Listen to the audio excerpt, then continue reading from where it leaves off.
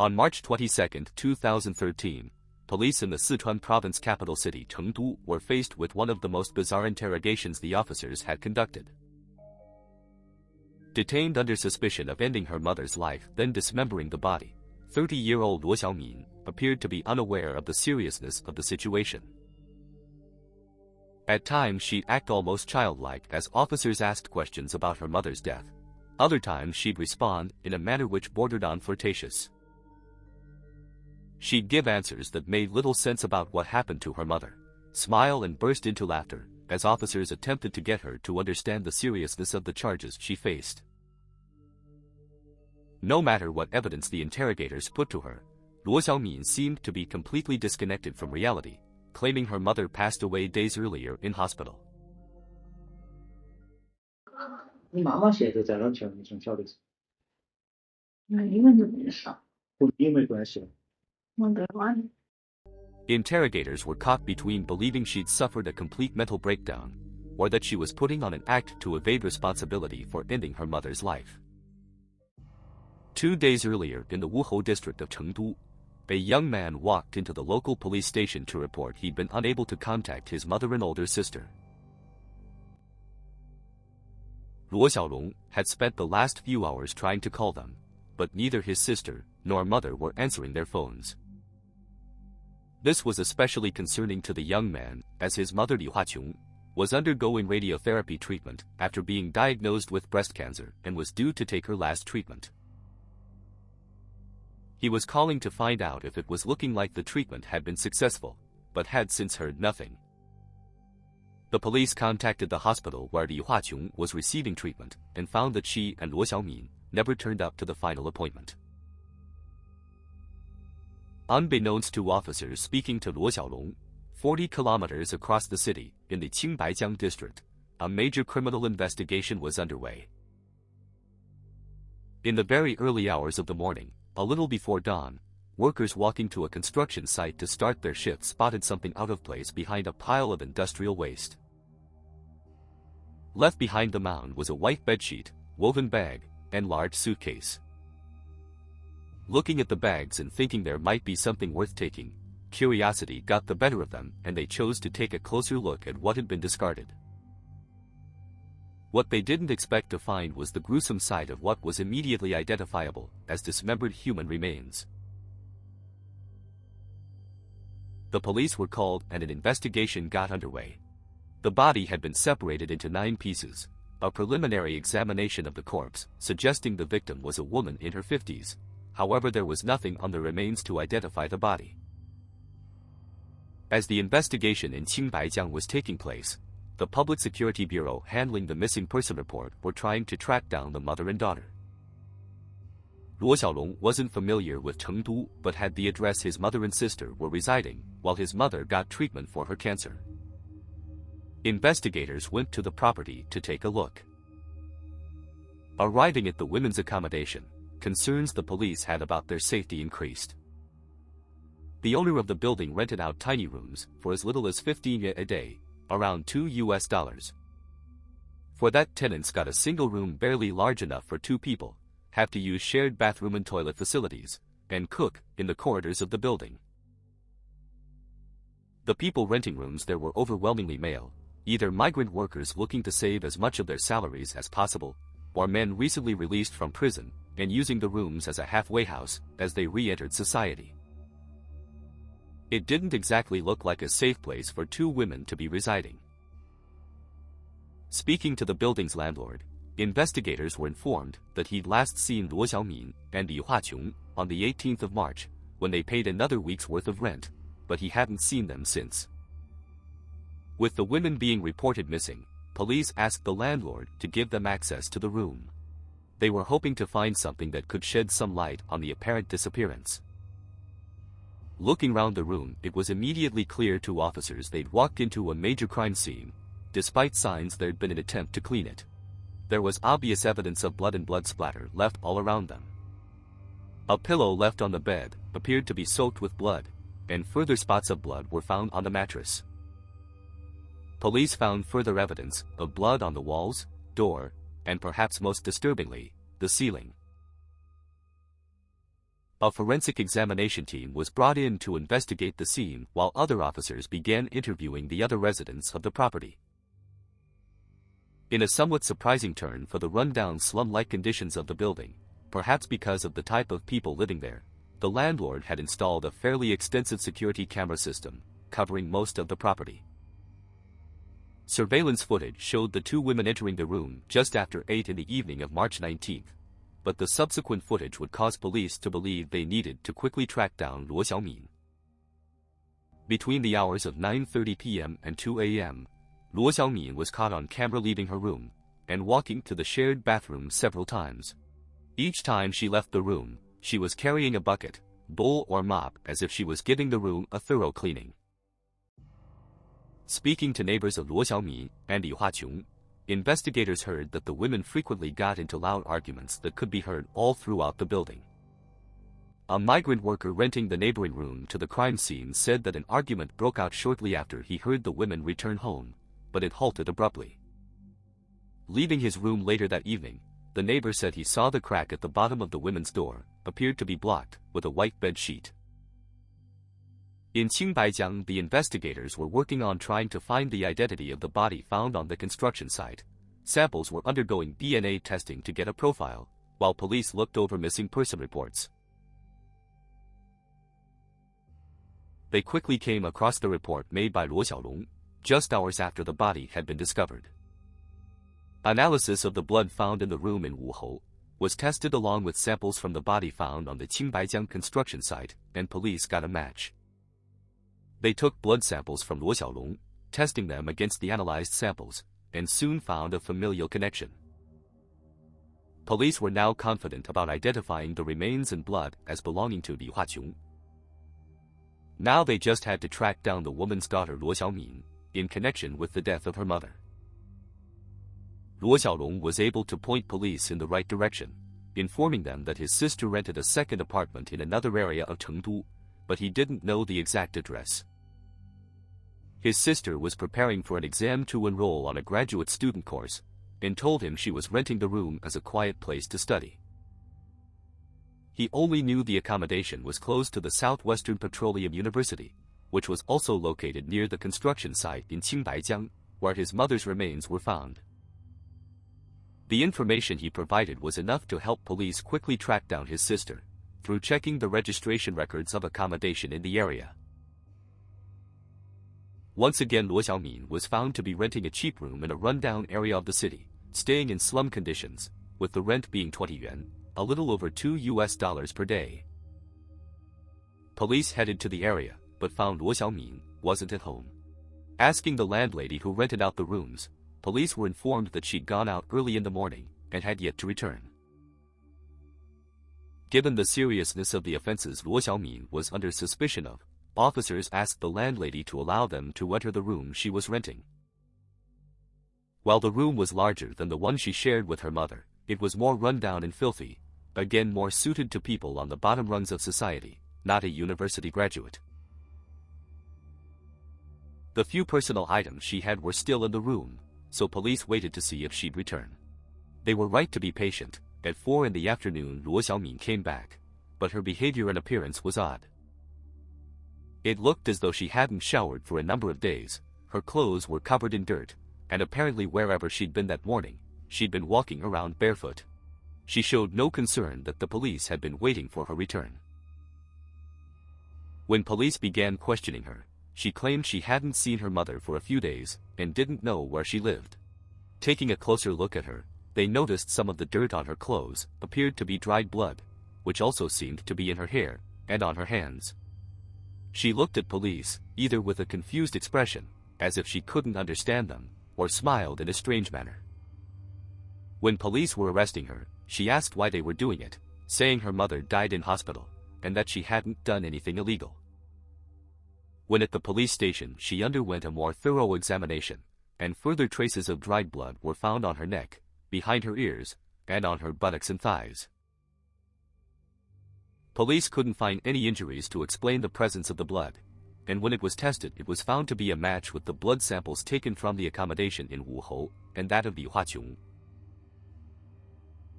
During her preliminary interview, she continued to appear confused, answering questions with a childlike voice, seeming like she didn't understand what was happening, a vacant expression in her eyes. She maintained that she hadn't done anything illegal, and that her mother died in hospital. Officers made it clear that they knew this wasn't the case, telling her that her mother's body had been found, and they had the evidence of the blood from the room she shared with her mother.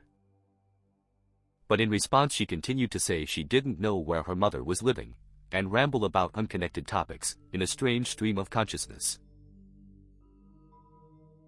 Forensic examination of the area the body was found was ongoing, and the remains of Li Huaqun were still on site.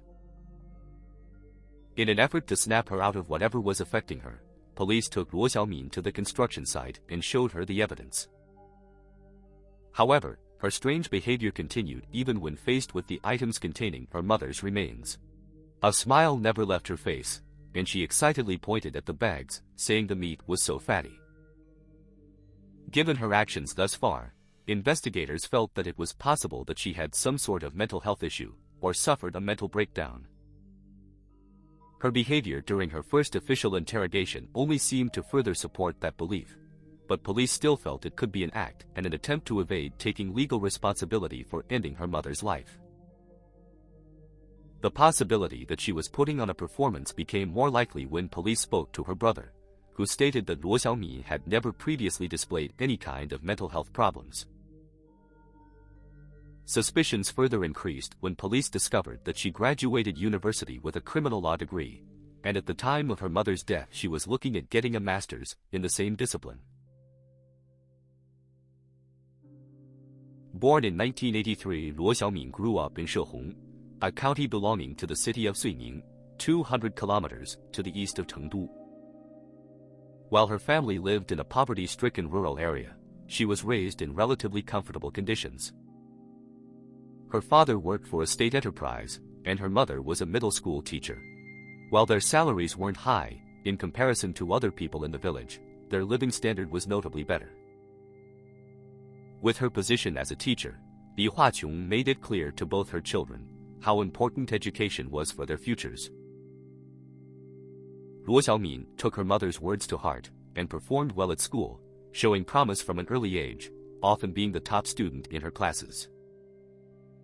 By the time she reached middle school, gaining admission to university seemed a very realistic possibility for the young girl.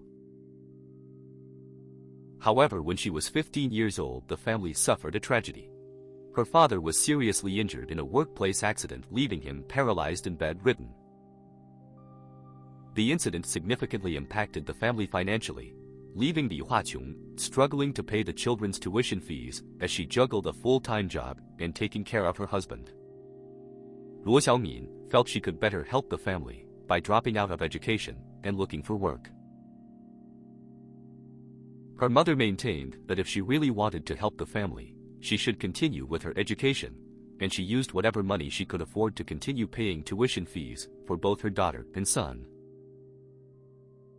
With the extra financial pressure the family faced, combined with having to take care of her husband, Li Huaqun often got into conflicts with her daughter, which at times would turn physical.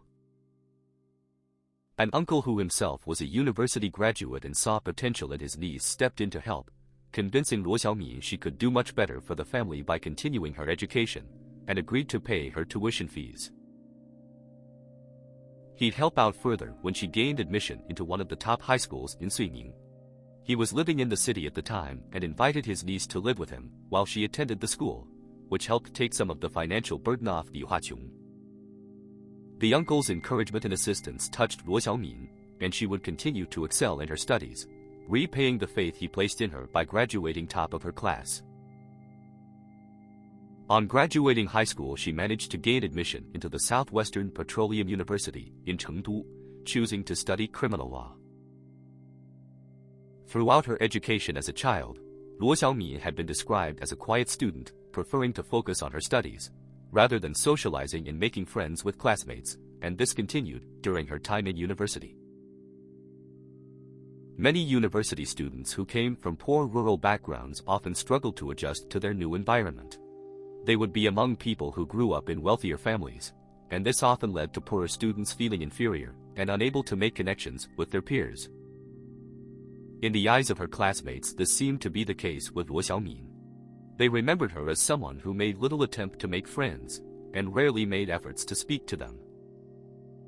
Instead, she put all her focus into her studies, and was considered by her peers to be a touch eccentric, with her introverted behavior, where she often appeared to exist in her own world. Despite being very much a loner, she did manage to begin a romantic relationship with one of her classmates, something her mother strongly opposed once she found out. Li Huaqun believed that having a boyfriend would distract Luo Xiao Min from her studies, and demanded she ended the relationship. Luo Xiao Min ignored her mother, and the young couple remained together until graduation, when their lives headed in different directions. Luo Xiao Min was offered a position at the Tianshui branch of the China Petro Company, 700 kilometers to the north in Gansu province. Her boyfriend remained in Sichuan, taking up a teaching position in Mianyang, 500 kilometers away. With them starting their careers, and the distance between them, they decided to break up. For a new graduate, Luo Xiao Min received an impressive annual salary of 100,000 yuan, around 12,000 USD, an amount that would make a significant difference for the family. More importantly, it was a job at a state-run enterprise, the positions being referred to as Tiefanwan, an idiom meaning iron rice bowl. Iron rice bowl jobs were named as such because they were viewed as jobs for life, which came with higher salaries and more benefits for the few lucky enough to be selected. They were highly prized positions that most university students were chasing. The job allowed her to pay for the medication and treatment her father needed, along with paying her younger brother's tuition fees, who himself had ambitions to follow in his sister's footsteps and attend university. However, as happy as she was to have made her family proud, and be earning good money, Luo Xiao Min soon found that such jobs often came with a downside for young women. Being introverted and not local to the area, she again failed to make friends, and fell victim to the unspoken rules of iron rice bowl jobs.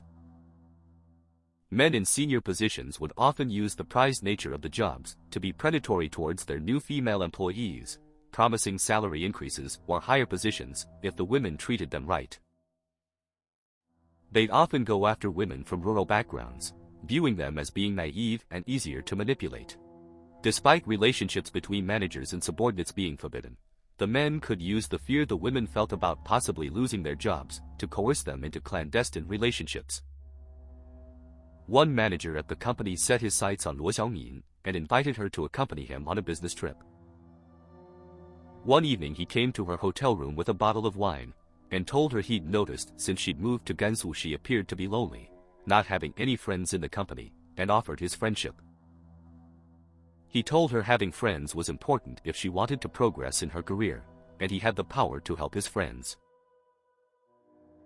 The pair began an intimate relationship, the married manager transferring Luo Xiao Min to his own department.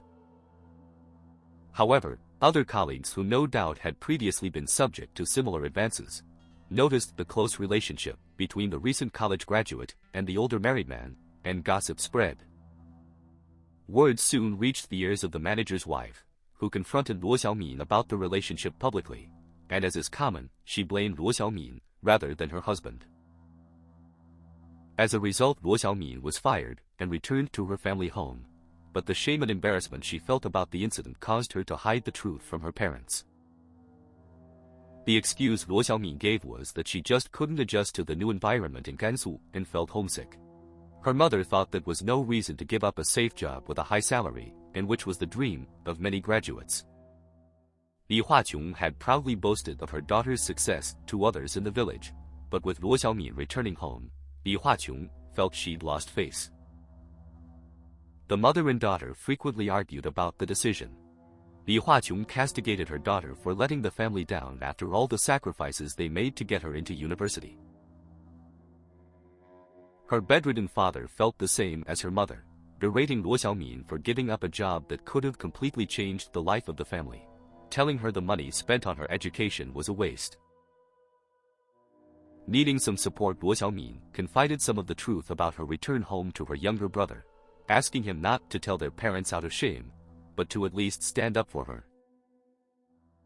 Wanting to end the conflicts at home, Luo Xiao Min rented the small apartment in Chengdu and went out looking for work, but found that she couldn't find employment that offered anything close to the salary she was earning in Gansu. Instead, she decided to go back to education and improve her qualifications, using the money she'd saved from her previous job. Unsurprisingly, her parents disagreed with her choice, believing it would be a further waste of money, and made their feelings clear, but Luo Xiao Min had her mind made up. But just as she was getting back into her studies, the family was hit with another tragedy, this time affecting Li Huaqiong, as she was diagnosed with stage 2 breast cancer. The closest hospital that specialized in cancer treatment was in Chengdu, 200 kilometers away, which was too far for Li Huaqiong to travel every day in her condition. Luo Xiao Min rented the second room in Chengdu, where she and her mother resided during the week, whilst Li Huaqiong underwent radiotherapy treatment. Luo Xiaolong had recently graduated from university and started his own career, so the uncle who previously helped Luo Xiao Min while she attended high school moved to the village to assist Luo Xiaolong take care of his father. With the high cost of the radiotherapy treatment, Luo Xiao Min rented the cheapest room she could find, a tiny single room, and living in such close proximity for the two people who'd frequently had a confrontational relationship only created more conflict.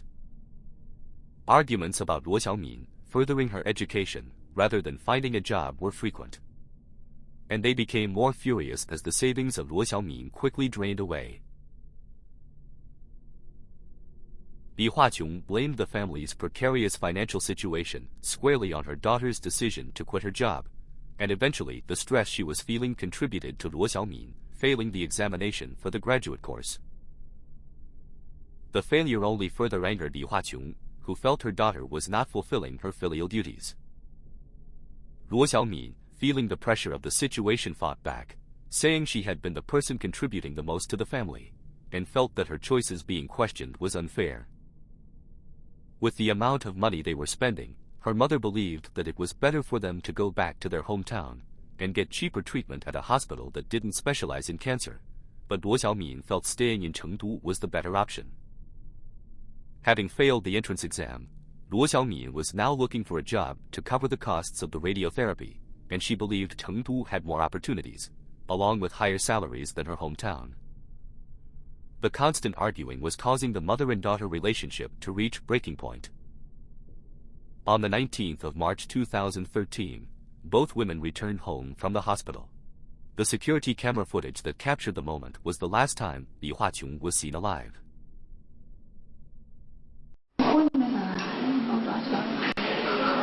那是来的人他妈。但是你犯了错误。我哪犯错误？没犯错误。你妈妈现在在哪儿去了？你从小的时候？医院都病死了。在医院都病死了。和你有没有关系啊？没得关系。 What actually happened that night was a question that remained unanswered. In her bizarre interrogation, Luo Xiao Min never wavered from the claim that her mother died in hospital of her illness. 你妈死了算？你真的这样想？你真的这样想？我想晓得你现在对你母亲、对你这个家庭有没有带点愧疚？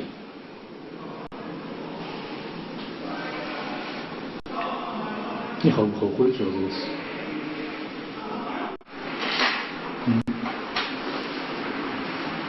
后悔。 Police questioning her were genuinely unsure if she'd suffered a mental breakdown or was trying to avoid responsibility. If it was an act, she was extremely committed to the role. The entire time since her arrest, her facial expressions and behavior remained the same, showing a strange detachment and childlike manner. After initially being arrested and brought into the police station, officers left Luo Xiao Min alone on several occasions, wanting to watch her behavior on camera for some sign she was faking. But her demeanor remained consistent, even taking her to her mother's remains had little effect. On the other hand, she was a graduate of criminal law and as a result would be far more knowledgeable on avoiding criminal responsibility than the average suspect. Furthermore, she'd taken calculated steps to try and hide her crime, making sure to dump the remains far from the crime scene, not the normal actions of someone who was mentally unstable. To try and get an answer, she was interviewed by a police psychologist. After speaking to her at length, he concluded that she didn't show any traits that suggested she suffered from mental health issues. Luo Xiao Min seemed to later confirm the doctor's conclusions during the interrogation. 钱哪儿？又下过？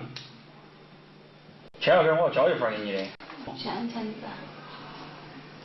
咋不回复签字呢？这个东西我给你宣布了。哦，这是鉴定结果，好。鉴定结果都要签的。She was asked to sign an official form which stated she was of sound mind at the time of her mother's death, but she refused, which pointed to her performance being calculated, and that she knew how to delay the investigation. 有啥子要求也可以写信给你们就好。哦。你觉得你舅舅回不会给你请律师？他觉得会请律师。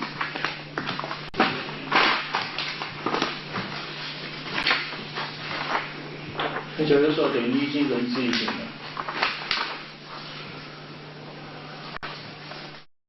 There was no evidence that could definitively say she ended her mother's life, and police didn't have a confession. Her refusal to sign the form meant the investigation would have to continue. In one last attempt to get to the truth, police went to the relative with whom she perhaps had the closest relationship, the uncle she lived with during her time in high school, and slowly, he managed to get through to her. At first she continued to claim her mother died in hospital, but eventually she'd shift from her story. That evening, shortly after returning home, Luo Xiao Min and her mother got into another argument, which was one too far for the daughter. Luo Xiao Min was slicing fruit for her mother as the argument went on, and she fatally lashed out with the fruit knife, pushing it into her mother's throat. Initially shocked at what she'd done, she paused for a moment as her mother fell to the floor bleeding out. But instead of calling for help, she continued the attack until her mother stopped breathing. She then decided to break the body down to dispose of it. Once the grisly task was done, she hired a 3-wheeled bike with a trailer to transport the remains to the construction site, which was near the room she rented to study for her graduate's exam. The uncle informed the police of what his niece admitted. However, when talking to investigators again, she still refused to confess and went back to her previous story. She'd talk about her life leading to the incident, painting the picture that her mother's constant criticisms frequently caused arguments between them, but always stopped short of telling interrogators what she told her uncle. The confession she made to her uncle couldn't be submitted as evidence against her, so police needed her to confess. In all the interviews police conducted with her, there was only a single incident of her showing emotion. It was when she found out her uncle wasn't prepared to help her anymore, unless she admitted the truth to the police.